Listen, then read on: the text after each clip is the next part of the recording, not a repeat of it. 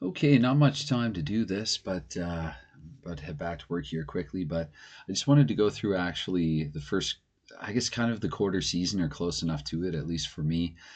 This was an 84 game season in 92 93. So a lot of these teams now have played about 18, 19, 20 games, some less, some more.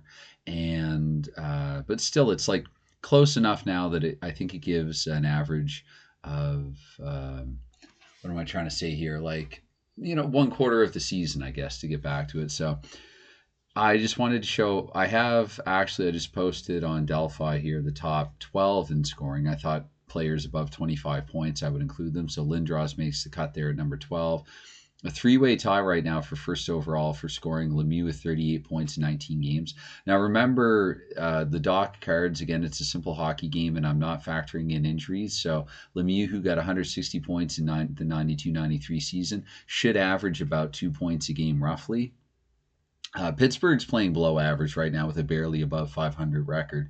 They're not the formidable team that they were in the regular season in real life, at least so far. Pat LaFontaine and Steve Yzerman have tied Lemieux in points with 38 each, and the old Lindros Yager or Dion Gretzky rule of having more goals. I have LaFontaine ahead of Yzerman, but really they're tied. More than one, two, three, I think. So Mark Recchi leading the league with 20 goals, and he just had two against Ottawa in a game that I just played earlier. But Recchi, I want to say he was scoring at a heavier pace. I'm not keeping track of goals scored per game for players, but if I went back and looked at the little game recaps, Recchi was scoring at a more torrid pace earlier in the season. I think he's slowed down slightly since then, but still 20 goals and 35 points in 18 games. So he had a great year in 92-93, but he's still to date overachieving. Leading the league in assists is the fifth overall scorer, Adam Oates, 35 points. And also Boston, TGP stands for team games played. Boston has played 15 so far, not like 18, like a lot of these other teams on average. So Oates, with his 26 assists and 35 points, does have the highest points per game of any player right now, considering that they're all factored into the team games played. So give Oates a few more games, and even at a point per game, he would be at least tied, I guess, with Lemieux and Yzerman. LaFontaine. Vincent Damphousse is a Habs fan. I do not mind this at 31 points. Good for sixth. He was in ninth last time. I think that I updated a league-wide scoring race like this. And Pierre Turgeon should be expected. He finished in the real-life top 10. Cicerelli probably overachieving a little bit. Janney, call it the Brett Hall and Brendan Shanahan factor. Alexander Mogilny with 15 goals and 27 points. It's hard to conceive that he's somehow underachieving slightly, but that would give him 108 points in 68 games, just multiplying by 4 in my head, and also 60 goals over that stretch. So he's just about on par or near it, as is Luc Robitaille, who, as I recall, and that's another thing too, I didn't, if I get any numbers wrong that I say, you can look them up and either prove me wrong or right. I'm just going on memory from what they scored in 92-93. I think that I remember some stats from that season better than I remember what I had for breakfast some mornings, but Luc Robitaille, 13 goals and 27 points. So again, multiply that by 4, 18 games. So over 72 games, that would give him 52 and 108 points, like 52 goals and 56 assists. He finished with like 63 goals and 125 points that season. Lindros with 26 and 18 games. He did, as a rookie, he had like 70, I want to say 75 points in either 51 or 53 games that season. So he did have about a point and a half per game on average. But again, Lindros right now is overachieving. This should actually come down to about like a point per game over the course of the full replayed season. So looking at the standings real quick here, Chicago first overall. I mean, actually, I've got the standings here. They're in alphabetical order in the spreadsheet. So a lot of teams, I think, again, closer to 500, not really above a point per game. I mean, Boston's really the closest to what I might call a really hot team. Calgary's leading the league, but really 26 points in 20 games, averaged out over 80. That's 104 points. That's not, I mean, it's good. It's very good, but it's not like historically outstanding or anything like Pittsburgh was on the verge of doing. Pittsburgh, who are currently sitting fourth in the Patrick Division right now, where the Islanders are in first, and Hartford's still overachieving somewhat, but they just had suffered a devastating defeat to. I can't remember now who it was, Boston, or I guess I can check that. Who defeated Hartford badly recently? It was Buffalo 10-2. So And then Detroit beat them as well. They're 7-5. So I just wanted to kind of go through as well the scoring by team, not just the scoring leaders, and the idea here is to look at like how accurate is DoC, because I love DoC hockey, but also I've sort of had a theory from my replays that I've played, or a wonder, I should say, not really a theory, but just a curiosity on could DoC be as accurate if you take the DoC formula and engine and sort of stretch it out over a league with more teams. Like with more players and teams and everything, like could those averages still compute? And I mean, so looking at Boston, like you have Oates with 35 points, and this is the order that they finished in scoring. These players, if you're looking at the screen, these are not alphabetical or anything like that. This is if you go to the yearbook for 92-93 or Hockey Reference. These are the order in which they finished in scoring. Now, somebody like Steve Leach, he would be on a 50-plus goal pace right now. Like this would give, again, 15 games played for Boston. That gives Leach 50 and 75. I'd be highly surprised if that happened, and if I did, that would be quite the aberration. But I think over the course of the season, this should correct. I think he had a few big games early in the season, and like in real life, when you're working with a small sample, that can happen. But yeah, Oates 35 points. He had this was the first year. Hall actually, I'll get to Hall with St. Louis, but like Oates without Hall, it was. And also without Neely, and Oates is so 93. He just kind of went, oh, the heck with it, I'll do it myself then, and scored 45 goals that season. The passer Oates had 45 goals, and I think his 97 assists probably even led the league that year. I think he had 45 goals and 97 assists for 142 points. Again, I assure you, for what it's worth, just going on memory. I can't do that with every season, but this was a memorable season that I love. Juno with 18 points, that gives him 90 and 75 again over the same average, and he finished that season with like 100 or 102 points. Bork would be on pace to get into the 90 something for a defenseman. That seems about par for the course for him. Going to Buffalo here real quick, because I do have to get going here shortly. LaFontaine, I want to get through all these teams in McGillney. I already kind of talked about them. Howard Chuck a little in behind McGillney with 125 points, 125. He's on pace for 100 points after 68 games. 125 be a stretch. Here is a curiosity that I think actually I'll post on Delphi. I'm going to maybe pick one player from every team. Theo Fleury, just 1 goal so far in 20 games for Calgary. So is he going to get 4 goals for the season? But then you look at Nieuwendyk with 15 goals in 20 games, and it feels like Nieuwendyk has scored some of Fleury's goals. Other than that, I don't know, Chris Lindbergh, I guess, is low. Roger Johansson is high. But if you look, like the guys in the double digits, and this is true of Buffalo as well, Bodger's a little low there with just the 8 assists from the blue line.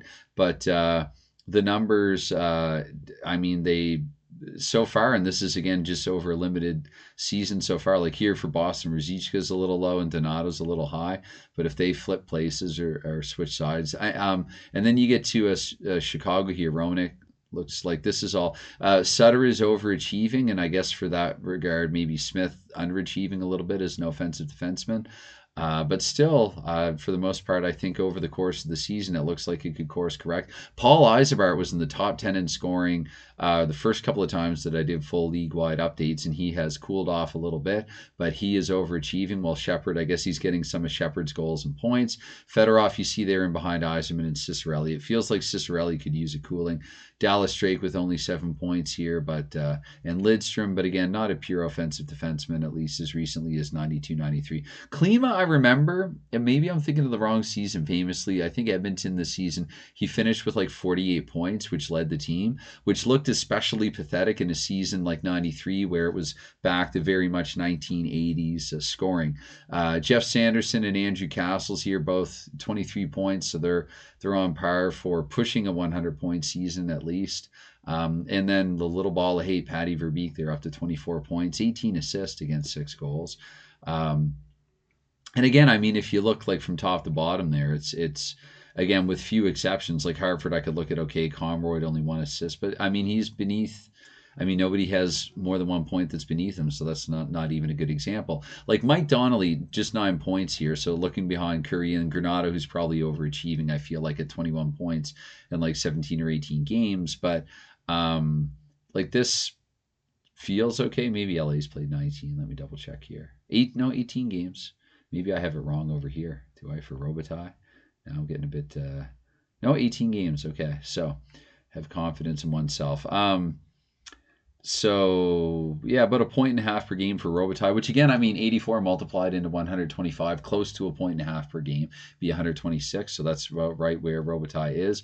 Coffee didn't play the full season. He's also carded for Detroit in this. So he's not going to be super outstanding for either team. He's got a combined 18 points though, which when you think for Paul Coffey, point per game defenseman, it works out.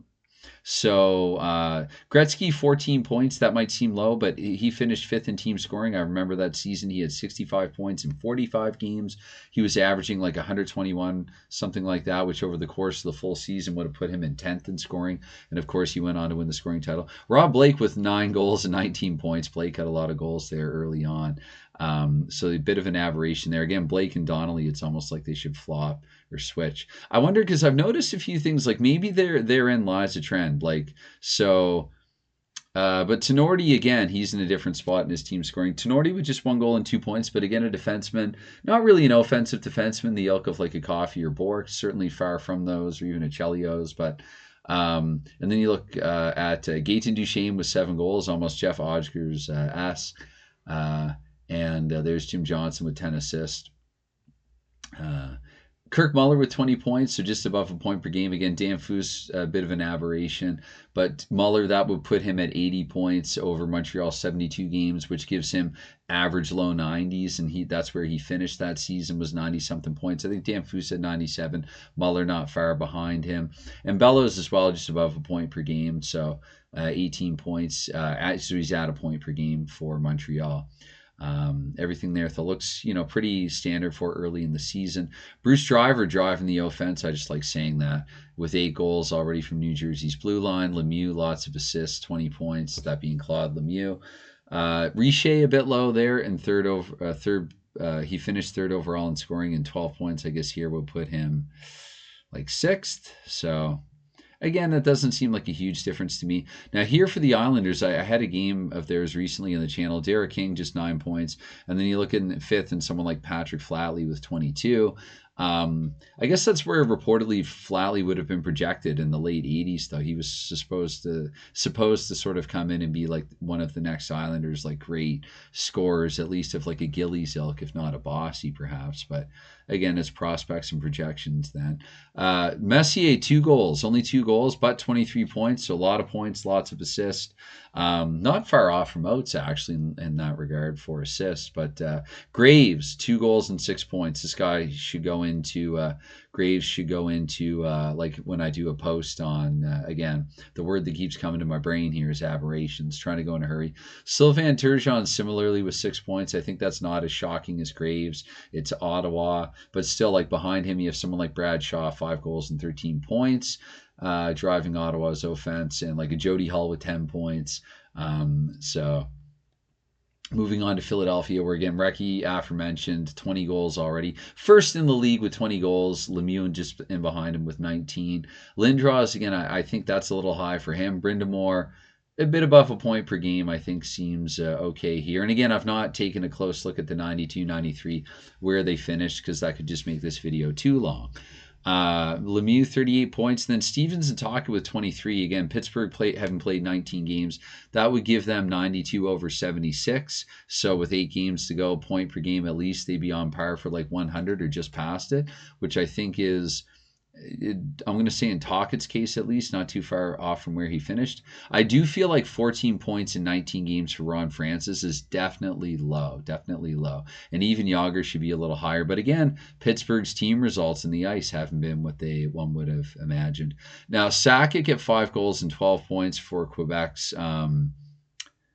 18 games. I mean, that's only 2/3 of a point per game, so he would be on course for like 56 to 60 points, maybe like 55 points maybe over the course of the full season. 56, right? 2/3 and 84, I got to remember. So that's definitely low for him. But I remember like when I replayed the 48-49 NHL season, and Roy Conacher for Chicago, who won the scoring title, it ended up being who was probably his line mate, Doug Bentley, winning it in my replay with like 72 points. Conacher won it in real life with like upper 60s. Bentley also had like 66 in real life, so not too far off with like his 70-some. But Conacher got off to a slow start, and he was coming on. He was getting really hot later in the season. Again, I mention that because it's with the same game and engine, DoC Hockey. So again, just thought I'd take a look around the league. Here's Jeff Odgers with his 8 goals already for San Jose, tied with blue liner Sandis Ozolinsh, arguably equally as surprising, if not more. Ozolinsh, I was looking at his numbers recently. He in his rookie season, he only played like 67 games, and I want to say probably already tapped out at 8 goals. He had like 23 points or something like that, but he did get 26 the following season, 26 and 64 points, and he also had a 23-goal season as well later in his career, which again, many defensemen, even many offensive defensemen, don't get to. Speaking of which, Doug Wilson, he was basically just airing out his hair, helmetless in San Jose there, the tail end of his career. I don't remember him playing too much, and injury and stuff like that. Evanson's a little low here, I guess, for San Jose, and Ozolinsh is a little high. Brett Hull, so Hull, he ended up, even though so many players had like career years, I remember Hull had dropped from like 80 something and then to 70 goals. And then to like 54, I think is what he got in this season. That's the Adam Oates effect. Like people that like have taken nothing away from Hull, but give him a few more seasons with Adam Oates. I think past like 92, and I wouldn't say like Ovechkin's 900, but maybe Hull could have gotten to the conversation of breaking Gordie Howe's 800, I think. Certainly had he kept going with Adam Oates. And who knows, right? I think it was like a 20, 30 goal difference. Again, factor in a little slowing, but still give him 15, 20 more, multiplied that by a couple seasons, add that to his totals. Who knows? I'm just doing the math here really loosely and roughly. But Shanahan there, 18 points. And I mean, again, everything here looks pretty standard, I think. Janney probably with 28 points is what St. Louis has played 18 games. That's probably going to come down some. That would give him 112 points after 72. But again, that's the Brett Hull effect for Craig Janney, let's say. Brian Bradley, outstanding season. He's sort of doing what Kontos did in real life for Tampa Bay, at least in the early going. Doug Gilmour, barely a point per game. This seems a little off. Toronto's been winning low-scoring games when they have won, and just a lot of low-scoring results. Again, hopefully this should correct over the course of the season, because if I recall correctly, Gilmour in this year, I want to say he had 32 goals to go with his 127 points, something like that. 32 and 127. I might have those numbers off by a little bit. Bure, I think, finished with like a solid 60 and 110. And so he's a little underwhelming as well. Just a point per game there with 10 goals and 7 assists in 17 games. So he should pick it up a little bit. That would give him what, like, I don't know, like 46 and 84 points, just guesstimating roughly. You'd be nearing 50, approaching 50, but a bit underwhelming. Cliff Ronning, on the other hand, doing quite outstanding for Vancouver early. But like this doesn't seem, again, especially for a short season play. Again, all the double digits guys are kind of where they should be. Greg Adams, with 19 points, 14 of them assists. Again, what it is some of these guys, this happened to Lindros, actually. So Philadelphia just defeated Ottawa 11-4. And so in that game, Lindros had, I think, 4 points or something that jumped him to 26. So I guess what I'm saying here is that it's still early enough in the season, going back to the scoring leaders, that like a 3 or 4 point game is going to shoot one of these guys up in like much significantly higher and substantially higher in the scoring race. Where was I? Washington and Winnipeg. So Bondra, kind of Bure-ish numbers here, which I think make a little more sense for him. I'm trying to recall what he would have got this season. Pavanka, so again, 20 points here. I think Pavanka, who was at one time in league top 10 in scoring too, I remember. He's cooled off, obviously, since then, because top 10, it's got to be 26 or above, but not by much. And Pavanka, again, 2 or 3 like multiple point games early on. And so it's just kind of skewed his numbers a little bit. Slonny, 13 goals and 23 points in real life. I mean, it was his rookie season, so it wasn't really until kind of going into the second half of the season that the Finnish Flash really picked things up. But yeah, here he is with 13 goals and 23 points. Second in team scoring, because Phil Housley with 24. Fredrik Olofsson a little off where he kind of should be in order to be number 6 in team scoring. But I mean, Tkachuk right in behind him, is it inconceivable that Tkachuk, even like a young rookie Tkachuk, would outscore Olofsson in points? I don't think so. Davidoff, that's a little low for him. And Mike Eagles, I don't know. He was really good in the EA Sports NHL hockey games as well, playing with the likes of Zhamnov. There was 16 points, third in team scoring against Lonnie. So uh, there's a case for Eagles. I don't know. He's got 6 goals early. That's the Gaten Duchesne and Jeff Odgers. Some of the enforcers, some of the tougher guys are scoring well earlier in the season. Anyway, I just wanted to sort of take a look around the league like that. So I just kind of wanted to get it out of my head here, doing my best. But also too, I mean, I guess I could look around the horn here at goalies. I'll skim through goalies a little bit. So like big names like Andy Moog, there he is, 249, 7-2-1, no shutouts. Hasek for Buffalo, a young Hasek here, not as many games, but 283 and 4-1-0. Should take a look at Vernon for Calgary. 280 goals against average, 2.8. That auto corrects or does that. 2 shutouts already in a 7-4-1 record. Belfour, I think, is worth looking at. So Belfour, 230 with a shutout and a 9-4-1 record. Can you say early Vezina candidate? Shovelday and Riendo, not too much to choose from. Shovelday there with the shutout. Edmonton, let's just keep going. Poor Bill Ranford. He would have still been in Edmonton that season too. 371 right now, not as bad as I feared. They're not getting goals. Burke, again, Hartford, it really I think all indications are Rudy 4.4. That's a bit surprising. Really, if this were real, Stauber would probably be getting more starts if you compare their numbers. Might have to factor that into some future LA. Like, I want to be mostly as played, but sometimes as it's playing out. Walklick's only played in a few games, really good goals against average, but Casey as well, I think, losing record, but for Minnesota, doing outstanding. Thank goodness I didn't say Dallas. Waugh, early in the season, there was the whole Échange Waugh. Again, I read Lions in Winter campaign, which is really hard to believe in hindsight. But you know what? This Habs fan's going to come right out and say it. Montreal fans suck.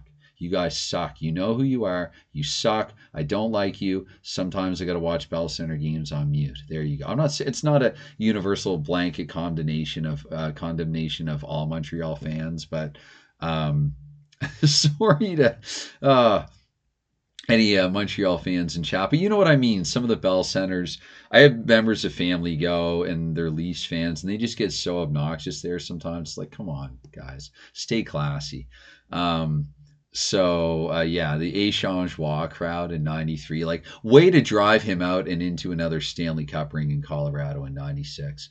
Not that we didn't love Jocelyn Thibault also and the effort that he put in a tough situation too. So I'm just talking and clicking. Barrasso's numbers look good, 2.9 in a shutout. So he's looking good, if not Pittsburgh. Glenn Healy, I feel like this 338, it was like a bad game or two recently. That's a nightmare in New York right now. Sidorkiewicz after...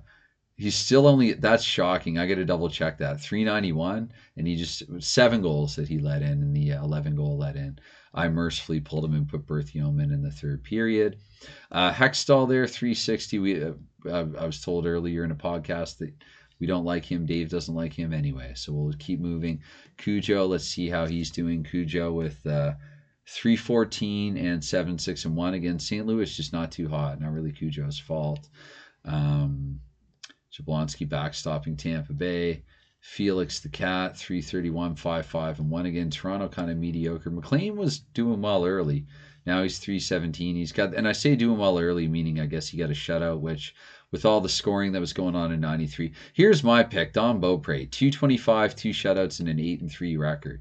I think he's really kind of carrying Washington a little bit in this, unlike what Bob Essens is doing in Winnipeg. Anyway, anytime, any consideration, that was just me taking a look around the league at the almost quarter season, mid-November point. And so it's interesting to me at least. And so I thought I would film, record, and upload it, which I'll do a little bit later because I really got to get going like now. So have a great day. Enjoy your games, and bye for now.